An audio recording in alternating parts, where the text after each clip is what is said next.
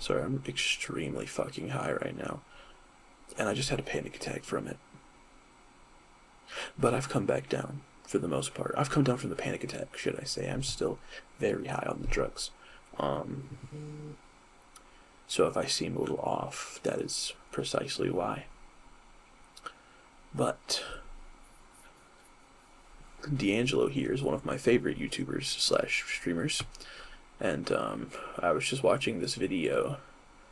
Oh, it's not on screen. There we go. You retired from racism to pursue crypto gambling by Iggy Azalea. And Iggy Azalea is, I mean, the only thing I disagree with in this video is that she retired from racism.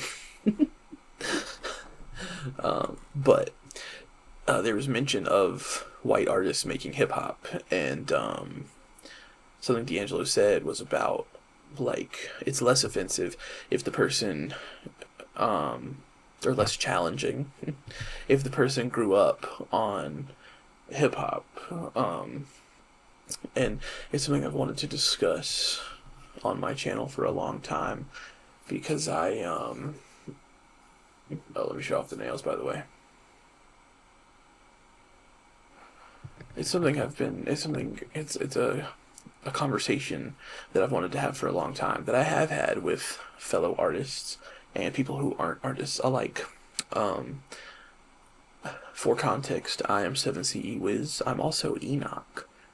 I make music under both of those names, and 7CE Wiz is mostly hip-hop oriented, and was kind of my main thing. And then Enoch, my name is Quentin, so I scrambled up the letters and made Enoch, like ENNOQ. That's where my more like experimental stuff goes. Now I do occasionally make experimental hip hop. Right now I'm working with 800 Points for a single that's very trap oriented. So while I'm doing that, I'm releasing a couple other trap songs alongside it to kind of, draw in that fan base, hopefully. And also just because I love that kind of music. I mean, that's the whole reason I wanted to work with 800 Points, because he's one of my favorite artists in that genre, which also, he is, he's from Denmark. I'm pretty sure he's Danish and Russian. And he also makes hip hop, and I don't know what it's like in Denmark. I've never fucking been to Denmark, and I went to an American public school in the United States of America, in South Carolina. So I probably couldn't even point to where Denmark was on a map, if I'm honest with you. And let's not test it, because I probably really couldn't. But with that being said, I kind of separated my music because my whole thought process was, if I'm gonna treat one of my artists, 7C, Wiz, Enoch, these two parts of me, if I'm gonna treat one like the professional one, the one that I would want to blow up, the one that I would want to get the attention of record labels from, the one that I would want to host shows as, etc., I pick 7C Wiz because hip-hop is my main shit, and I've gotten into way more experimental music as I've gotten older. And I make crazy stuff that at a certain point isn't even hip-hop anymore, and that's why I put it on Enoch. And I separate it not because I think less of the hip-hop. If anything, I think even more highly of a lot of the hip-hop. But I separate it because when it comes to record labels, they really want consistency. And I had this idea. I'm like, what if an A&R found me and listens to my songs, and they listen to the last, let's say they listen to my top 8 on Apple Music. And out of those top 8, 2 of them are trap, one of them is like this weird glitchy R&B, one of them is just a straight up IDM song, one of them is like basically a joke because the lyrics are so wonky and wacky. Like, the A&R, I feel like their takeaway is going to be like, oh, this person doesn't understand branding. So, that's, we don't want someone who doesn't understand branding. We want someone who already has a branding and a following and is recognizable. So that's why I decided to separate the two. But I still have this thing where I'm like, I'm a white person that makes hip hop. And I also, this is my speaking voice, I definitely, I feel like there are times where you can find, you can hear me talking and I don't sound exactly the same every time. But I think everyone does a bit of code switching to a degree, but I wouldn't necessarily call it code switching, I guess, unless it is what you would call it. I don't know. I don't mean to the degree that, like, a black person has to not be seen in a negative light in like a work environment, for example. I definitely talk. The way I talk right now is because I'm overthinking everything and I'm extremely high and having a panic attack. I don't think I'm having a panic attack anymore. I think I'm good. Anyways, but there are times when, I'm around friends and my dialect will lean more towards theirs.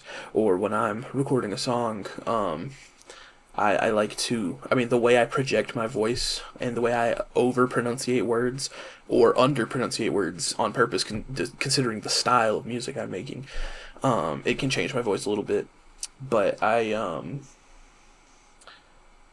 say that, I bring this up because obviously people doing a black scent is a thing. It is very much so a thing to do like Iggy Azalea did in the video that I gave as the example.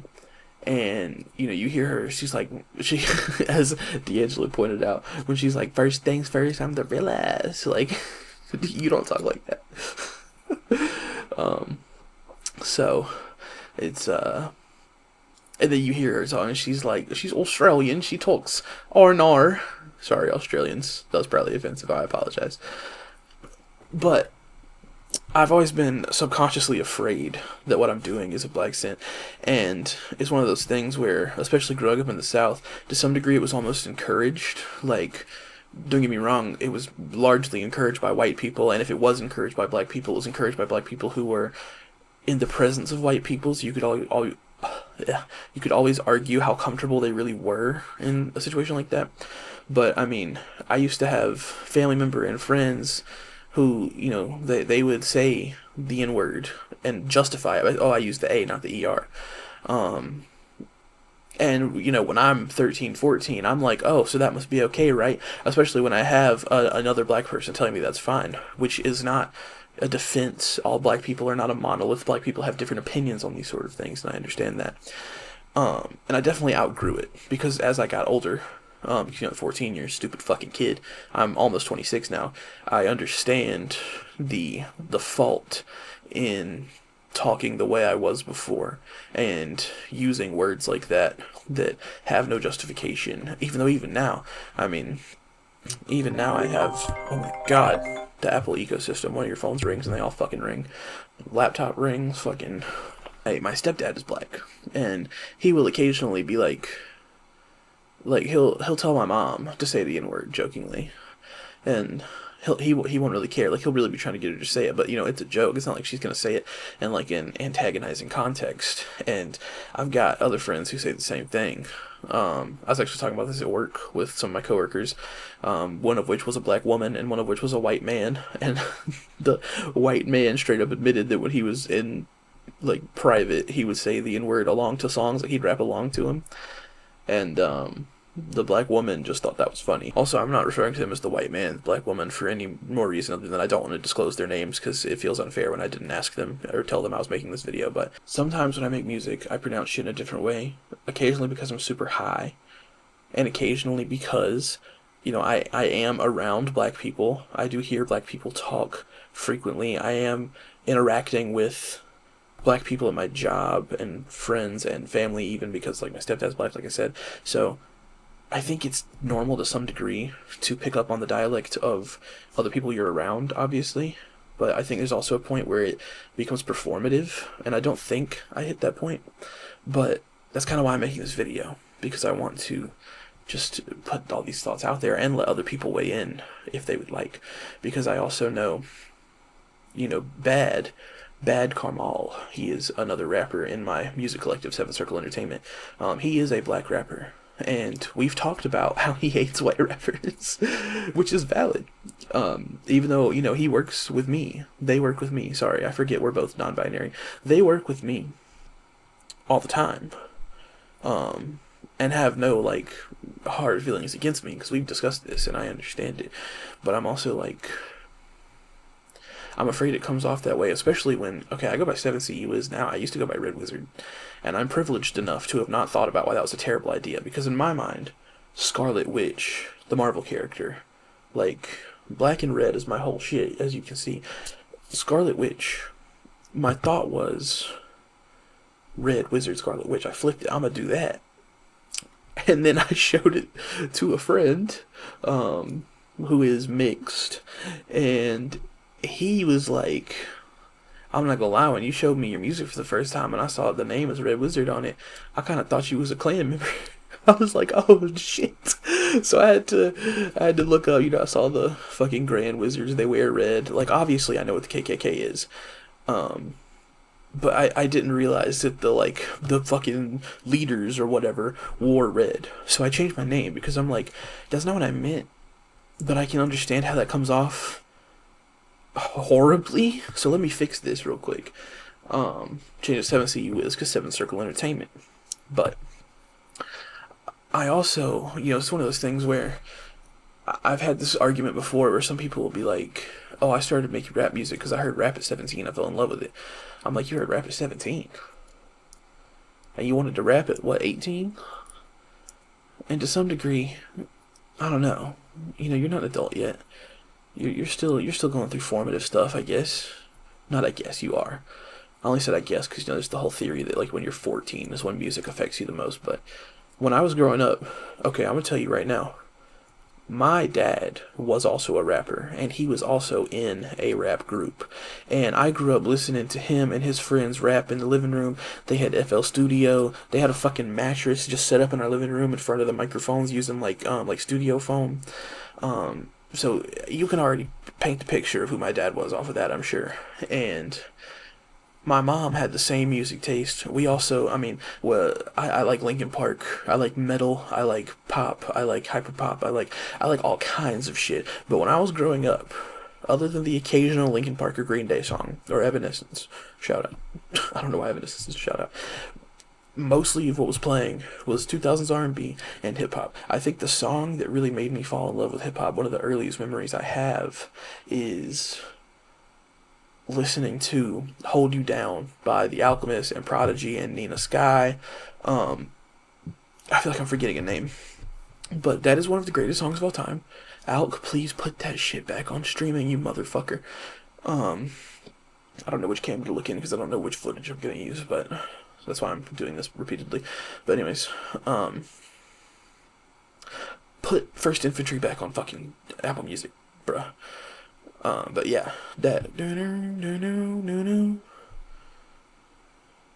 like beautiful sample chop, and then that was back when Alchemist was rapping pretty regularly too. So you get and Nina Sky's vocals and just that. As a little kid, I was just enamored with that song. And then my parents listened to. Now you gotta remember, I grew up in South Carolina. Okay, so my parents listened to Outkast and Paul Wall and like T.I. and like Nelly and Chameleonaire and Soulja Boy when I was like 6. I was born in 2000. I think we established this already. But anyways, that was the kind of shit I grew up on, okay?